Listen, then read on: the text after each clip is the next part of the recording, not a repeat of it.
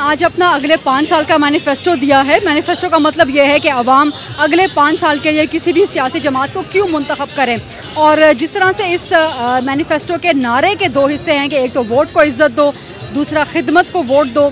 तो वोट को इज़्ज़त दो जो नवाज शरीफ साहब का पैगाम मरियम औरंगज़ेब साहिबा ने पढ़ के सुनाया, मुख्तसर था लेकिन जामे था।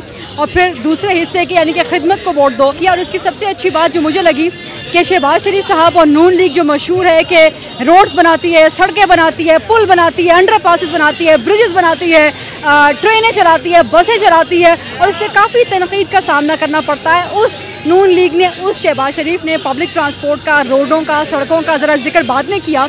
और जो सोशल वेलफेयर के, सोशो इकनॉमिक वेलफेयर के जो प्रोजेक्ट्स हैं, तालीम है, सेहत है, पानी का मसला है, दीगर बुनियादी सहूलियात हैं, उन पर बात पहले की है और उनके लिए एक बड़ा जामे प्लान दिया है।